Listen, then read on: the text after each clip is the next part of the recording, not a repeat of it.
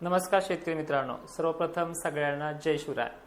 मित्रांनो, यावेळी वातावरणाचा काही भागांचा जो काही धोका आहे वाऱ्याच्या गतीमुळे एमपी कडे मात्र बऱ्यापैकी सरकतो आहे, पण त्यातून काही ढग आपल्या भागातल्या हालचाल ही टाळण्याची शक्यता कमी दिसते। काही जिल्ह्यांना आपण सतर्कतेचा इशारा जो सांगितलाय त्यामध्ये 2-4 गावांचा अपवाद घडू शकतो। उर्वरित महाराष्ट्राला मोठा धाक नाहीये, पण वाऱ्याची स्पीड काही थांबायचं नाव घेत नाही। यामध्ये सुद्धा काही तारखा बाहेर स्पष्ट निघतायत, त्या तारखांची नावं आणि त्या वातावरणाचा जो काही एरिया आहे तो देखील समजून घेऊया। उद्यापासून सक्रिय होत असलेलं वातावरण हे ढगाळलेलं आणि बारीक सारीक शितोड्यांचा वर्षाव करणारं राहणार आहे। यामध्ये मालेगाव पासून अंदाजे जो काही सह्याद्री पर्वतरांगाचा एरिया आहे, नंदुरबार शहादामध्ये आहे। एमपी मध्ये अनेक ठिकाणी याच टायमिंगला वादळी वाऱ्यासह गारपिटीचा इशारा आहे। यामध्ये भोपाळ, इंदोर, उज्जैन म्हणजे एमपीत अनेक ठिकाणी असे टफ एरिया बनतात आणि यामध्ये समाविष्ट असलेला जळगाव एरिया तुरळक ठिकाणी ही शक्यता आहे। महाराष्ट्रामध्ये उर्वरित ठिकाणी म्हणजे मराठवाडा आणि दक्षिण महाराष्ट्रामधल्या एकंदरीत सर्वच जिल्ह्यांना मोठा धाक नाहीये। तर यामध्ये परिस्थिती पाहूयात आपण। महाराष्ट्रातल्या 2 तारखेला या वातावरणाचा स्थानिक पॉइंट कोणता ठरू शकतो हे देखील पाहणं गरजेचं आहे। बुलढाणा जिल्ह्यामध्ये चिखली इथे 1-2 ठिकाणी अपवाद राहू शकतात। वाऱ्याची स्पीड पूर्वेकडनं पश्चिमेकडे अति तीव्र राहिली तर हा टप्पा देखील वरती सरकण्याचे चान्सेस आहेत। 2 तारीख कशी बशी टळू शकते महाराष्ट्राच्या वातावरणामध्ये, पण 3 तारीख ही जी आहे बुरहानपूरकडे आपला क्लिअर पॉइंट बनवते आहे, म्हणजे क्रेज तयार करते आहे। तिथे वाऱ्याचा एक संगम होण्याचा पॉइंट तिथे बनलेला आहे। त्यामुळे या पॉइंटला आणि तिकडनं येणाऱ्या बाष्पयुक्त वाऱ्यामुळे आता आदल्या दिवशी म्हणजे 2 तारखेला उद्याच्या आपण जो काही एमपी मधला वातावरणाचा तमाशा सांगतोय की तिथे खूप मोठा वातावरणाचा क्रेज बनते, तेच वारे परत त्याच भागाकडनं खानदेशकडे वळतात। तर ह्या खानदेश मधले असणारे पॉइंट व्ह्यू कोणते आहे ते देखील पाहणं गरजेचं आहे। आणि विशेषतः ही माहिती तुम्ही इतरही शेतकऱ्यांपर्यंत पोहोचण्याचं काम करा। 2 वर्षापासून या चॅनलवरती काम करतोय, तर ह्या चॅनलचे 100K सबस्क्रायबर पूर्ण करण्याचे मी आज वैयक्तिक तुम्हाला बोलतो आहे, ते आपल्याला करायचे आहेत। मालेगावच्या आणि सटाण्याच्या काही उत्तरेकडील भागांमध्ये हा पाऊस राहण्याची शक्यता आहे। साधारण नामपूरमध्ये मागच्या वेळेस सुद्धा झालाय, तिथे यावेळी सुद्धा भीती व्यक्त करते। पिंपळनेर, साक्री पासून नामपूर, सटाणा आणि सातपुत्रा या भागामध्ये एक स्थानिक पॉइंट बनण्याची शक्यता आहे।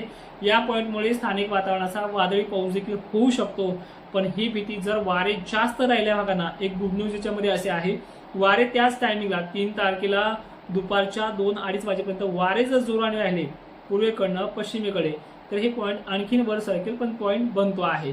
यामध्ये या काळात छत्रपती संभाजीनगर इथे देखील एक पॉइंट बनण्याची शक्यता दाट आहे, पण ही पॉइंट फुलंब्री, भोकरदन आणि जालन्याच्या तुरळक भागांमध्ये सगळी अंबड वगैरे पट्ट्यामध्ये हा पॉइंट फक्त दिसायला मोठा असेल, इथे पावला पाऊस तर बारीक सारीक असेल, म्हणजे एकंदरीत धोका नाहीये।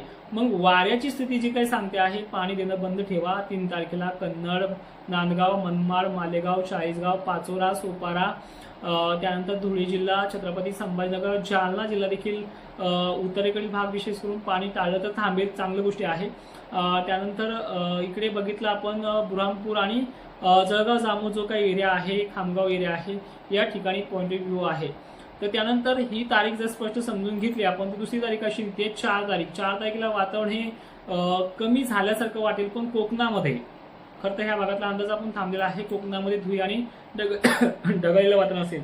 मग अहिल्यानगर, धाराशिव पासून खालचा जो काही भाग आहे, परभणी वगैरे यांना जवळपास धोका नसल्या जमा आहे। नांदेडसह हिंगोली, वाशिम, जालना, परभणी, बीड या भागांचा समावेश न धोका नसलेल्या भागांचा आहे। वाशिम, यवतमाळ देखील धोका नसलेले भाग आहे। 4 तारखेपर्यंत कुठलाही अपवाद इथे नाहीये। मात्र 5 तारीख इथे समोर अशी येते, लक्षात घेण्यासारखी आहे। वारे वातावरण क्लिअर करणार आहेत, म्हणजे आभाळ जे आहे, अंधुकपणा आहे, या 5 तारखेला वातावरण हे आभाळ पूर्णपणे क्लिअर करून ते गुजरातकडे, नंदुरबारकडे नेऊन घालणार आहे। पण ह्या वाऱ्यामध्ये स्पीड अधिक असल्यामुळे ज्यांचं ज्वारीसारखं, गव्हासारखं पीक उंच वाढलेलं आहे, तर इथे पाणी तर तुम्ही देऊ शकता, कारण की आता किती दिवस पाणी तरी थांबवायचं मी मागे पण सांगितलं आहे, पण पाणी असं डबा साचेल तुमच्या भाषेमध्ये, तर इथपर्यंत ही मजल राहू नये, कारण की वारा एकसारखा आहे, वेग खूप आहे। वारे पूर्वेकडनं म्हणजे विदर्भाकडनं खानदेशकडे आणि मराठवाड्याकडनं पश्चिम महाराष्ट्राकडे असे सूर्य उगवतो त्या दिशेकडनं हे वारं, सूर्य मावळतो त्या दिशेकडे जोरात वेगाने वाहणार आहे। त्यामुळे ही स्थिती वाऱ्याच्या पलट्याची आहे। सगळ्यात महत्त्वाचे अजून एक सांगतो की बऱ्याच शेतकऱ्यांना माझे अंदाज आवडतात, तर तुम्हाला माझे अंदाज आवडत असतील तर लाईक करा, कारण की बऱ्याच शेतकऱ्यांपर्यंत मेसेज पोहोचतो. या काळामध्ये दिवस मावळता नांदेड सारख्या ठिकाणी, छत्रपती संभाजीनगर सारख्या ठिकाणी, मराठवाड्यात आणि विदर्भात पुन्हा धुई धुका आभाळ काढू शकते आणि याच काळामध्ये नागपूर आणि एमपीच्या असलेल्या जवळच्या भागांमध्ये पुन्हा शितोडे ऍक्टिव्ह करू शकतात. पण हे वातावरण, आता तुमचे अनेक प्रश्न आहेत, हे कायमचं कधी क्लिअर होईल याबाबत माझी भूमिका तटस्थ आहे. मागील बऱ्याचशा दिवसापासून वारंवार या भूमिकेकडे तुम्हाला सत्य सांगितलं आहे की हे 4-5 दिवसाला होतच राहणार आहे. आता यावेळी काय होणार आहे, 8-9 तारखेला मराठवाडा आणि विदर्भामध्ये अनेक ठिकाणी अंधुक स्थानिक वातावरण, ढगाळलेलं वातावरण, हे परत ऍक्टिव्हिटी आहे. हेच वातावरण परत नाशिक सारख्या, खानदेश सारख्या ठिकाणी जाते. आता मग यामधला सारांश समजून घ्या. 2 तारखेपासून ते जवळपास 8 तारखेपर्यंत म्हणजे क्लॅरिटी आणि ढगाळलेली किंवा धोके पॉईंट बनतो आहे. मालेगाव, नवापूर जे काही भाग आहे त्या परिसरामध्ये 3 तारखेला हा पॉईंट बनेल. त्यानंतर धुळे, जळगाव, साक्रीचा एरिया देखील हा पॉईंट आहे. जळगाव एकंदरीत सगळ्याच वेळी धरणं चुकीचं आहे. मग सतर्क कुठल्या भागांना राहायचे, उत्तर आणि पश्चिम भागांना. त्यानंतर छत्रपती संभाजीनगर, भोकरदन पासून अलीकडा, कन्नड, सिल्लोड भागांना ढगाळ वातावरणामध्ये पॉईंट बनतील.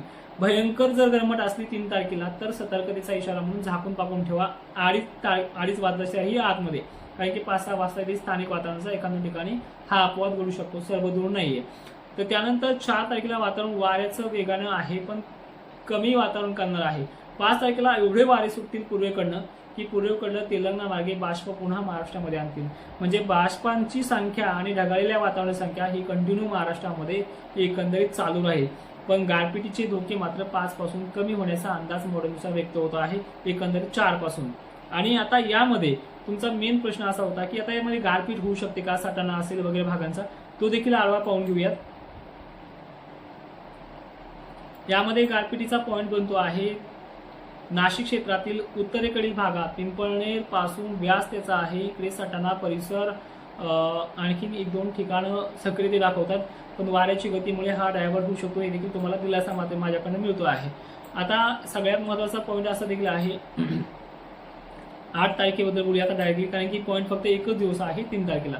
त्यानंतर महाराष्ट्रामध्ये कन्नड, सिल्लोडसह, भोकरदन, जाफराबादसह अनेक भागांमध्ये ढगाळलेली परिस्थिती पाहायला मिळू शकते आणि एकंदरीत हे वातावरण अशा स्वरूपाचं आहे.